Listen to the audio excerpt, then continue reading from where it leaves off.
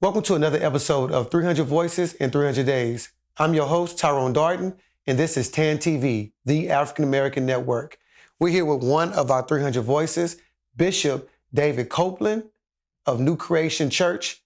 But before we get started, we're going to give him about 30 seconds to introduce himself, and then we're going to jump right into it. Hello, my name is David Michael Copeland. I pastor the New Creation Christian Fellowship along with my wife, Claudette Anderson Copeland. We have been pastoring New Creation. We started it for 33 years, and the Lord has been kind, and we've been involved in the community. And in fact, some people don't know, but we were the first African-American active duty couple in the chaplaincy in the United States military. Wow. So we were there, and then we started, I was first in Warner Robins as a reserve, Warner Robins, Georgia. Then we came on active duty, and we were at Scott Air Force Base outside of Illinois. And then we were sent here. Claudette was at Lackland, and I was at Randolph. Then we got word that they were going to send her to Korea and me to Alaska, and we had a different idea. So then we started New Creation. And right now, it's not doing too bad. The Lord has been kind. The Lord has been kind. I've been following you over the years. Much respect to your service. Now, I haven't seen you if you've been following me, but anyway, go ahead. Yes, sir. I've been following your work. Oh, okay. All right. Over the years.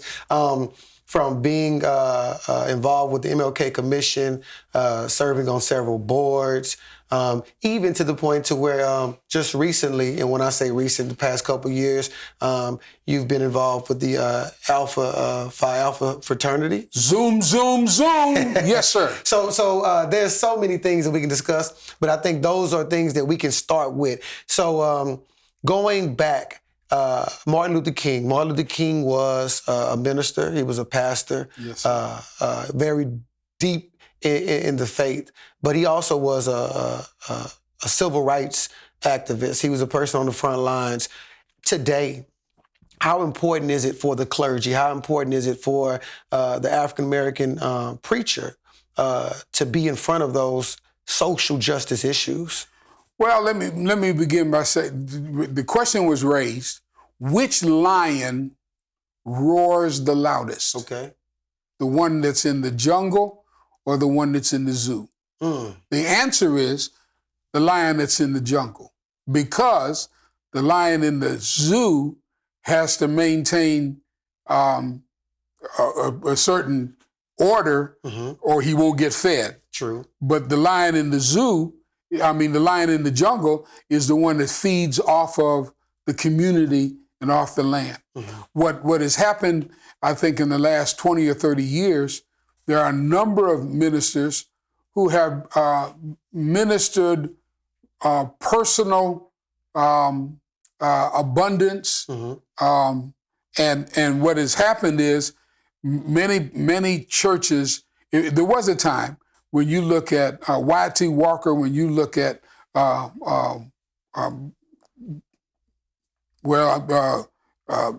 Adam Clayton Powell, when you look at Al Sharpton, when you look at Jesse Jackson, there were a group of pastors.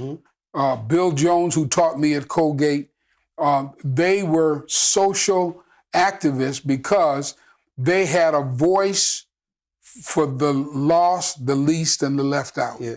And so when the gospel is shifted to get us so that we're not lost, we're not the least, and we're not left out, then we start talking about what personal advantages we have.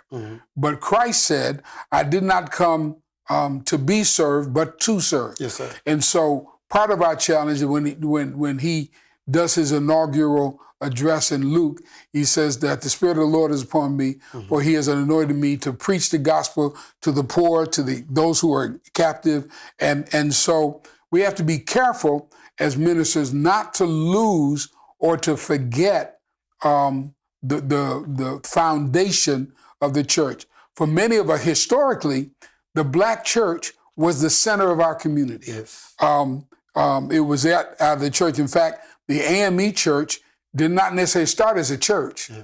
They were put out of the Methodist church, but then they were like a social service organization that melded into a church. So you have the AME church, you have the CME church, you have the Church of God in Christ, you have the Baptist church, of course. And so these churches grew out of the community, and as a result of their standing in the community, many times the preacher was one of the most educated persons. And so people would come to church, they would get their news, they would get direction. Many black churches help to develop educational institutions coming up out of slavery.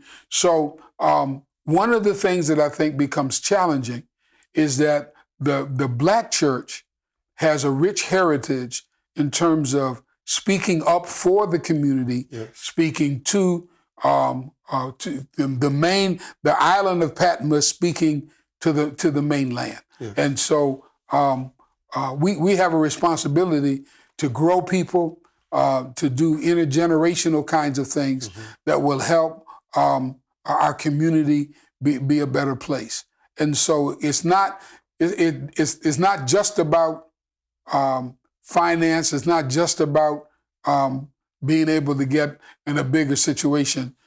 I think we have to be responsible or take responsibility to help to raise the next generation and to raise our community to a place where people have honor, self-respect, dignity, and becoming the best that they can be.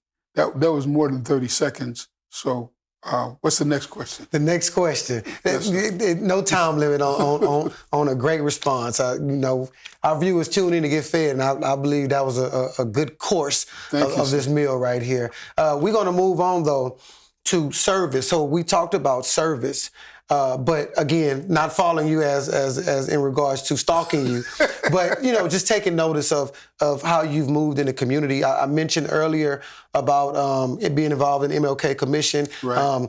Working with in the community.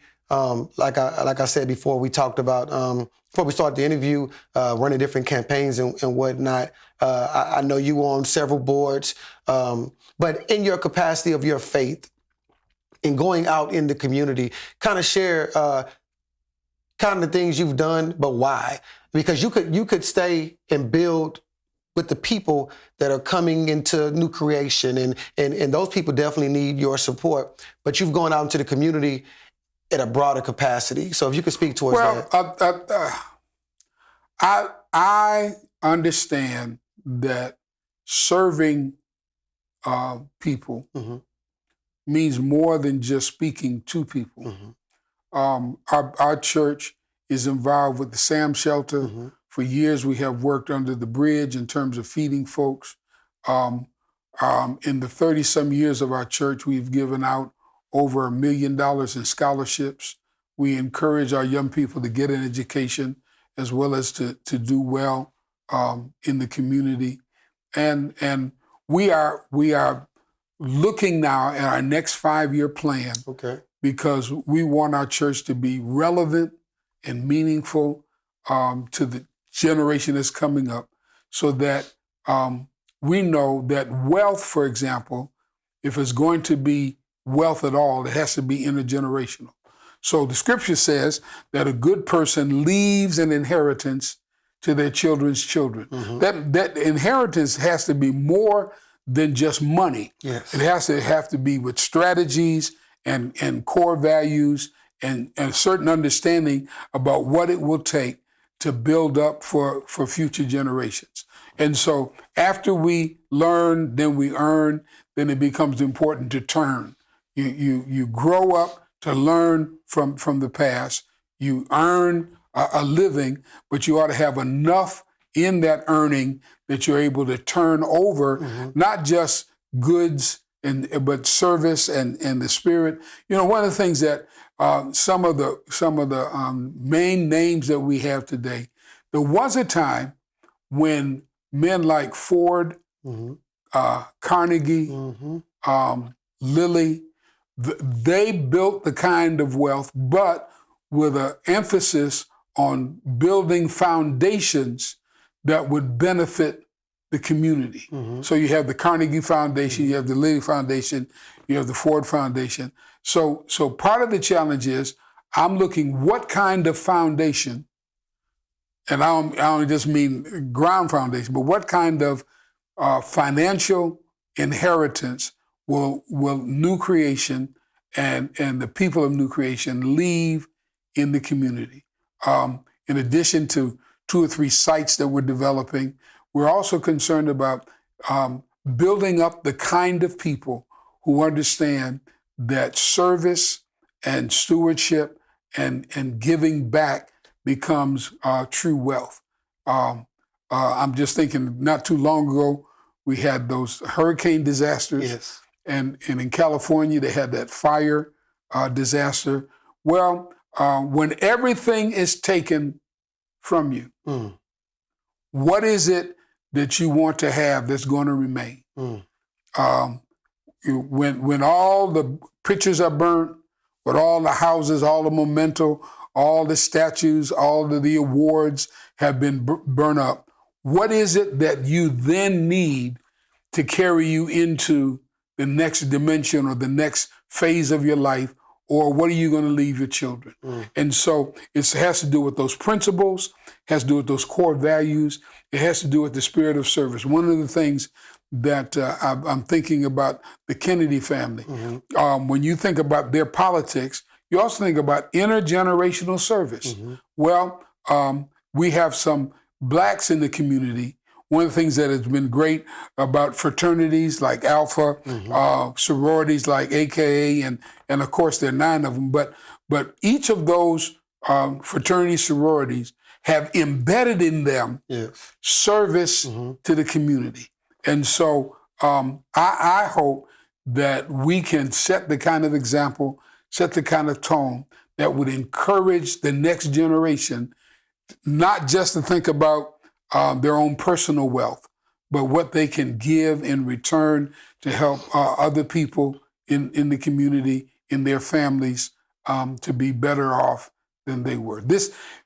Someone said this generation may be the first generation that is not trying to make their offspring as well off as they are. Wow. Well, that's kind of a rough thing. We ought to be growing up. My mom, she did days work to help us to get to school. So part of my responsibility is, in memory of my mother, in the memory of my pastors and the people that raised me, it's now my turn to take the baton and turn it over to the next generation so that they can make the community and life for others better than it is for them. And that's a very important point. Legacy. Yeah. And that foundation piece that you talked about, there is no legacy without a foundation. With that being said, in your opinion, why do you think it's important that we share our story? Well, there is an African saying called Sankofa. Okay. Sankofa is a picture of a bird that has an egg in its mouth, flying forward, looking back. And the egg represents future generations. So you try to take the best of the past and lead it into the future. And so what becomes so important is if people don't tell their story, if we don't have, whoever writes history, that's the most important person. And you got to be careful because so many people today are trying to rewrite history. Yeah. But much of the African American community is based out of oral tradition. And so the challenge is that before people leave here, they ought to be able to tell their story to encourage and help folks to grow up and be the best that they can be. Once again, I'd like to thank our voice here, Bishop David Copeland. Phenomenal man, a phenomenal leader. I'm Tyrone Darden, your host for the African American Network, TAN TV. This has been 300 Voices in 300 Days. Thank you.